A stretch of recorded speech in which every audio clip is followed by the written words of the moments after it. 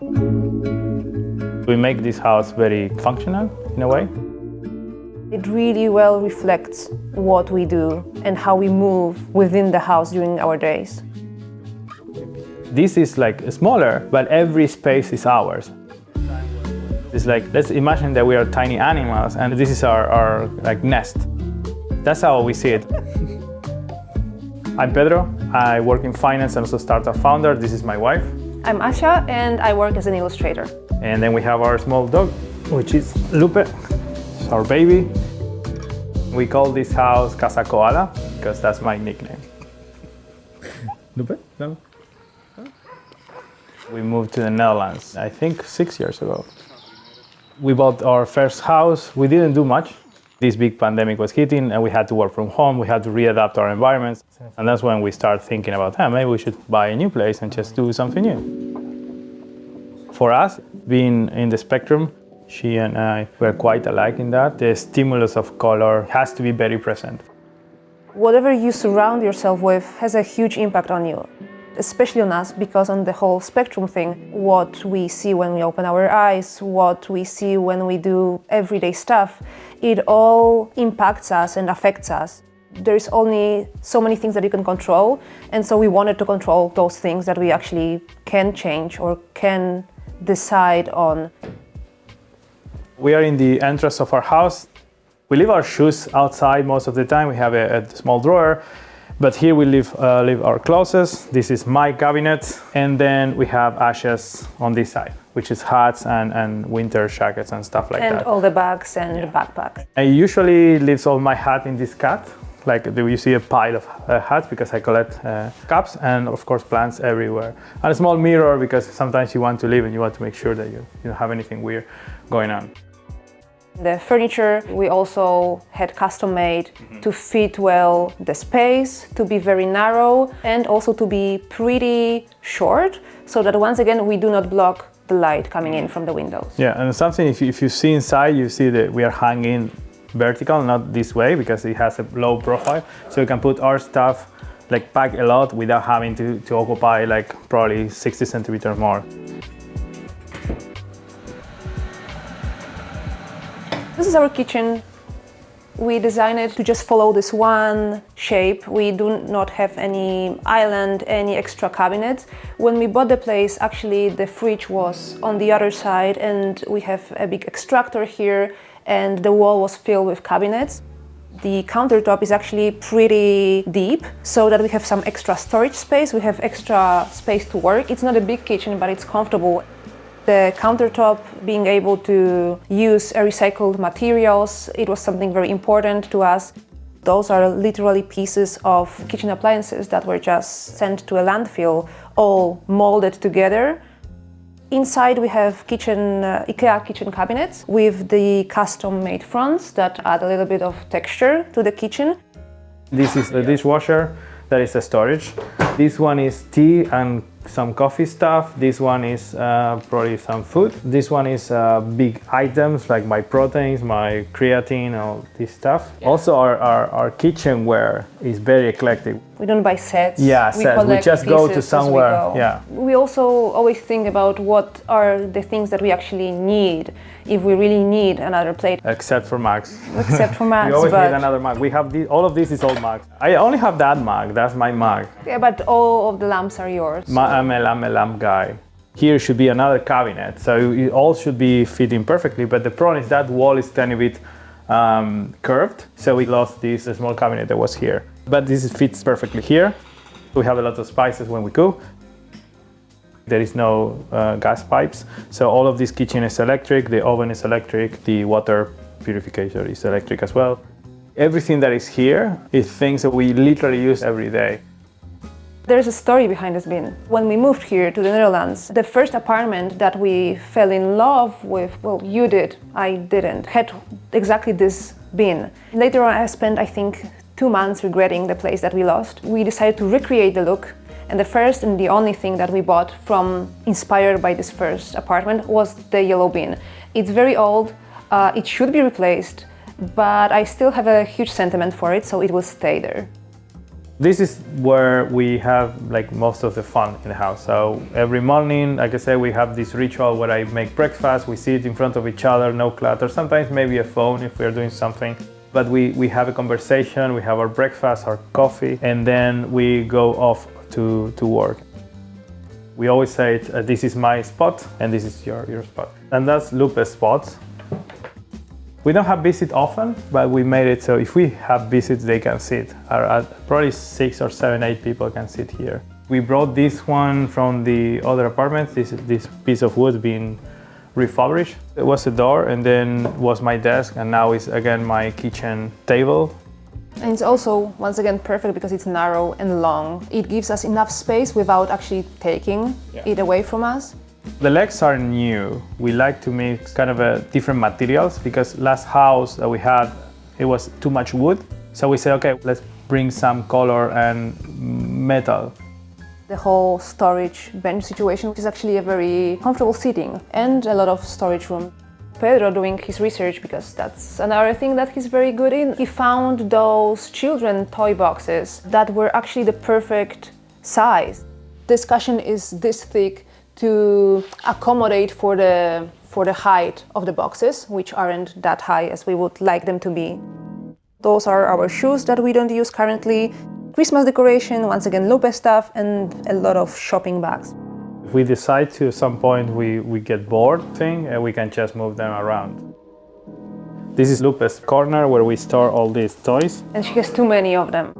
And this is the storage also for her. I have a degree designing spaces and in interior architecture and fine arts, but actually the person who took over when organizing and planning this space was Pedro. On the planning, we were sitting together and just trying to figure out the best way. We had the blueprints certified by a professional. This house, when we bought it, was completely different. We did everything from scratch. With some construction guy, we tore the walls down and then we put everything back together. That was really scary and stressful for me.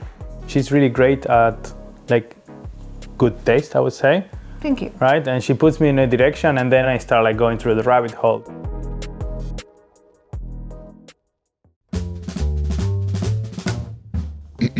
What does a magazine look like when you jam it full of intoxicating Greekness, dreamlike logic, Campeggio's convertible creations, roboty sculptures, Jaime Hayon's contagious creative compulsions, intimate home portraits from Japan, and Enzo Mari-inspired creatures? Well, it looks like this, and this, and this, this, and this. And it includes sexy as hell small apartments from Amsterdam, Athens, and Milan too, as well as a spectacular archive of stickers and labels telling stories of design histories. And it also features the 100% definitive and scientifically proven principles of timeless design. Disclaimer, not 100% definitive or scientifically proven. Wait, there's more. There is a salami factory turned art museum, and there are very unkitcheny kitchens, laundries, legacies, mythology, and some seriously hot pots. Oh my. Get your copy now.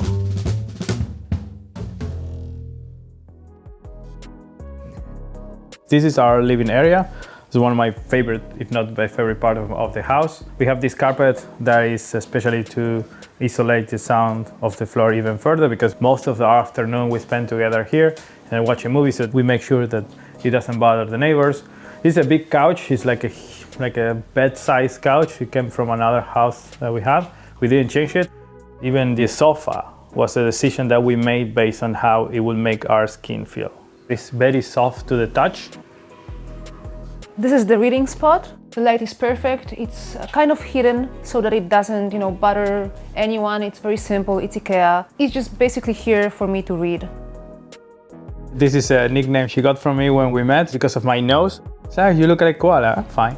That was my 43rd birthday. It will deflate and I will probably fold it and keep it as a memento. This is an IKEA. I don't remember who is it. I think it's a Dutch designer, right? This was a very limited edition. It was a run in the European countries. I don't know if anywhere else they had it. This is our kind of picnic blanket that we keep inside. It's a big one. We don't have a balcony, so this is our solution. We just go out to the park and organize a small picnic. This is the TV area. I made this custom in a website that does custom furniture. The problem is I forgot to rearranged the ratios. So the actual PlayStation was supposed to be fitting here, it doesn't fit. You cannot see it, but it's sitting behind. This is a wall that we want to put here for security because I'm very clumsy. The options were like a wood thing or just do glass. Glass doesn't let the space breathe, and this was a perfect solution.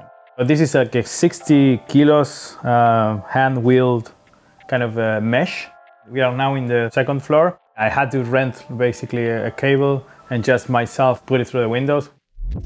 There is this option in the Lego store where you can design a little you. There was no Lego head for a man with beard, so I had to paint that on. I had a very vivid dream that I was a ukulele prodigy, so I wanted to get one for myself and see if that's the reality. It's not, but I will keep on trying until, you know, I will get there. When we were looking down the stairs from the top, it was all white. In the Netherlands, the stairs are not regular, they're quite steep. So if you look at the white stair going down, it's quite scary. And we wanted to add some color. It's very soothing, it's very warmy. I think we love it. It's one of our favorite parts.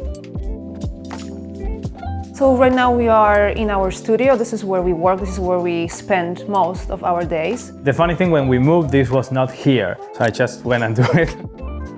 So I bought the wood and I just put it together. It's not perfect. It does a job basically preventing me from falling through the hole. Something that I love about old houses is all those weird little nooks and crannies that you've got. And this is like a little shelf that was already here because all the pipes ran through there. This is where all my books basically ended up. All of these construction elements, they weren't visible when we got the space, and we also freed up this window up there because it was, you know, it wasn't visible, so it was illuminating the space that nobody was using. This was before covered, but it was like an attic. We decided to leave that space for storage, which is like a huge space over the kind of the bedroom, and we put all our stuff inside. Most of the furniture here is really simple. Sometimes my work can be messy and I just, you know, touch stuff with dirty hands with paint. So we just wanted to have this freedom of, if something gets dirty, then, you know, it will just stay this way and we are okay with it. This is where most of my art materials are. There is a lot of sketchbooks, color pencils, cables, computers on the other side. Basically, it's like a small art shop. I know that I shouldn't visit one for a very long time because I have everything I could ever need in here. Well, I'm the illustrator behind this book and all of the books that you can see here on the shelves. This is what I do for my work. I always check out the neighborhood trash because people throw out all sorts of things and sometimes they're really interesting. I found a candle holder. It was just this main shape. It was brown. I sanded it, painted it. My idea was to create a lion or a tiger jumping through the ring of fire. My desk is pretty simple, it's pretty narrow, it's perfect for computer work. This is where I illustrate and draw with my tablet. The desks are the leftovers from the kitchen countertop. All the manual stuff where I do need space and really spread out with all my materials and it might get dirty, I go to the kitchen table. This is where all rest of my messy stuff is, so all the papers, all the paints. The previous owner asked us if there was anything that we wanted from the previous space that they had here, and the only thing that I chose to keep were the plants. So actually they've lived here longer than we have. Dutch people are huge, like not compared to me, but literally huge. I think one of the tallest, if not the tallest people in Europe live in the Netherlands. That means that the stairs have a lot of head space that I don't need and you don't need either. So what we did, we shortened the stairs. So this space is all recovered. This gave us also a good transit that was not here before. You don't have to go all the way around. It doesn't look like much, but it's like 1 meter extra in Amsterdam is interesting from yeah, and it's all the space that we can actually use, and we do use it. Here we have the bathroom. We basically redid everything in the house. The only thing that remains from the bathroom is this kind of black thing that I love. We brought these amazing terrazzo panels from Italy. It took us a while. We decided to put the washing machine here, so we designed this cabinet to have it hidden. It's not like chubby as the other one, it's 45 centimeters in depth. This window can be opened this way and also can be tiny bit open that way. That's why when we designed this, we didn't make it to reach to this point, otherwise the window would not be able to be open. For this corner was quite a challenge. Before in the old apartment there was here a small basin and we decided to put a bigger one. We also put like what we need on a shelf on the side. This is one of my biggest mistakes, and it was making it blue. It gets dirty quite often. The mirror that we put here to make the bathroom feel bigger, those tiles, the combination of those tiles and the terrazzo and the white was something that we planned ahead for a long time, and we had to bring those from, I think those are from Spain, because it was the only one they had the actual terracotta color that we wanted. Right in front of the staircase and next to the studio we can go into the bedroom. I think this is actually the simplest room of them all. This is where we did minimal changes to, really. We brought in our very old wardrobes. This is where all of our clothes live. We custom made for our old house 120 kilos and around 90 kilos of pure wood. This is again a Polish brand that does this furniture. This was coming as is. This one we asked them to break it in half. So this was staying in the living room as like the same as we have the green one now, and those two were in the bedroom. We really wanted a bed with a headboard, but because of the slanted walls, once again, it was hard to find one that would fit the dimensions of the space. So we decided finally to paint like a small fraction of the wall to serve us visually as a headboard. Pedro said he didn't really have a steady hand when painting it. We decided to finish it with a small trim. And we used the double tape to put it. I would prefer to have space under the bed, but we opted for extra storage. This is where we keep towels and bed sheets. Without it, it would be just harder to store all those things that you do not use every day, but you need an easy access to.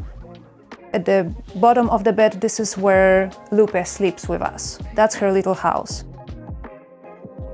This is a little French balcony situation. This isn't really a balcony you can walk onto and just, I don't know, enjoy your coffee, but it does give you some extra space when we want to open the window and just, you know, having the nature right outside on this typical Dutch patio is actually a very nice situation. This is one of those curtains that are blackout curtains. This detail, we bought it for my previous studio. I think its original purpose to hang maybe handbags, purses, jackets on it. But right now it works out pretty well as a curtain holder. It's a very small window. This one, in this case, is a single glass. Normally we block it out also so that, you know, the light in the morning early doesn't come through. How would you block it out? Honestly, yeah. With an old laptop case. I don't know if I would call it a hack, but it works. Our space is very much ours. All the parts really work. If we cut off one part, we will miss it. If I had this room and I removed all the color and the light, probably I wouldn't feel comfortable or relaxed. I would maybe feel tense. It's very important for us to see all those small details where we are living. It gives us comfort. Sign up to our newsletter for subscriber-only content and exclusive offers. Visit nevertoosmall.com/subscribe.